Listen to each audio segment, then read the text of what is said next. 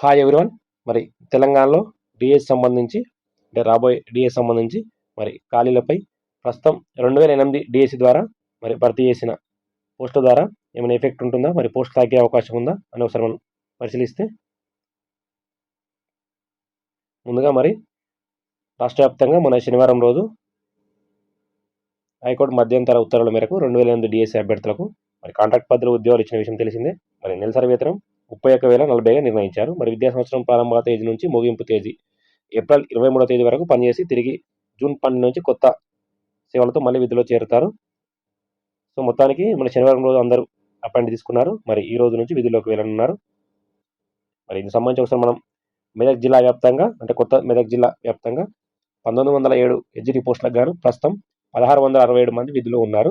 ప్రస్తుతం 64 మంది విధుల్లో చేరుతుండడంతో ఇంకా 176 పోస్టులు ఖాళీగా ఉన్నాయి. అంటే ఇక్కడ క్లియర్గా మనకు ఉన్న వేకెన్సీ నుంచి వాళ్ళకి ఇవ్వడంతో మరి పోస్ట్ తగ్గించి చూపించడం జరిగింది.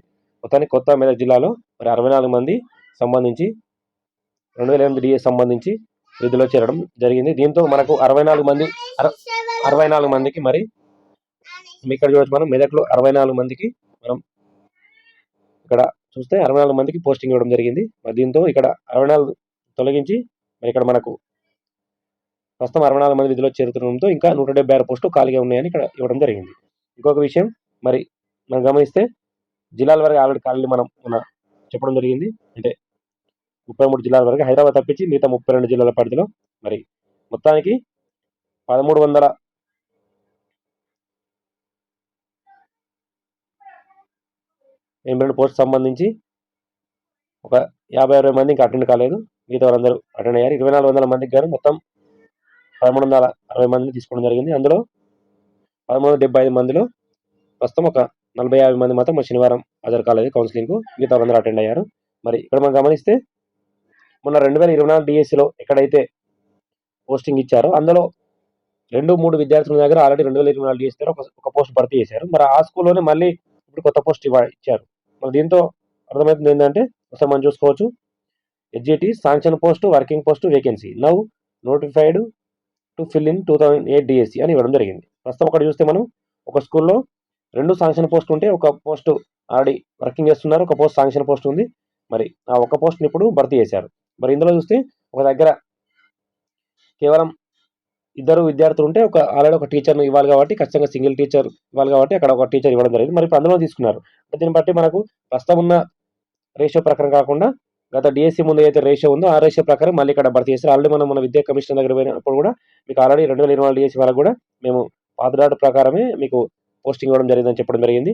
ఇప్పుడు కూడా ఆ డేటా ప్రకారం ఇవ్వడం జరిగింది. సో మనకు ఓవరాల్గా ఈ పోస్టులు తగ్గించిన ఖచ్చితంగా రాబోయే డిఎస్సి పైన 6000 పోస్టులు అని విద్యాశాఖ ప్రకటించింది కాబట్టి ఖచ్చితంగా పదవి విరమణ ఖాళీ కావచ్చు, మరి ఒకసారి ఓల్డ్ డేటా ప్రకారం కూడా ఇచ్చే అవకాశం కూడా ఉంది. సో మనకు ప్రస్తుతం మళ్ళీ మనకు మే వరకు ఖాళీలు తీసుకున్న పదవి విరమణ ఖాళీ కావచ్చు, ప్రమోషన్ ధర ఏర్పడే ఖాళీ కావచ్చు, అలాగే ఆడి ప్రమోషన్ ధర కొన్ని ఖాళీ ఏర్పడి అలాగే పదవి విరమణ ఖాళీలు చూపిస్తారు. అలాగే మరి ఆ ప్రస్తుతం మే వరకు ఉన్న రేషియో ప్రకారం కూడా విద్యార్థి రేషియో ప్రకారం కూడా మనకు పోస్టులు శాంక్షన్ అయ్యే అవకాశం ఉంది. ప్రస్తుతం అయితే ఈ డేటా 2024 డిఎస్సి కావచ్చు, నిన్న 2008 డిఎస్సి వాళ్ళకి ఇచ్చిన ప్రకారం అయితే ప్రస్తుతం ఓల్డ్ డేటా ప్రకారమే శాంక్షన్ పోస్ట్ కావచ్చు, వర్కింగ్ కావచ్చు, వేకెన్సీ ప్రకారం ఇవ్వడం జరిగింది. అందుకే మనకి ఇక్కడ పోస్టులు కొన్ని తగ్గుతున్నాయి.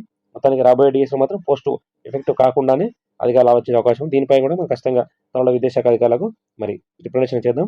అలాగే ప్రస్తుతం మాత్రం ఓవరాల్ చూస్తే మాత్రం తగ్గినట్టు ఇక్కడ మనకు అర్థమవుతుంది.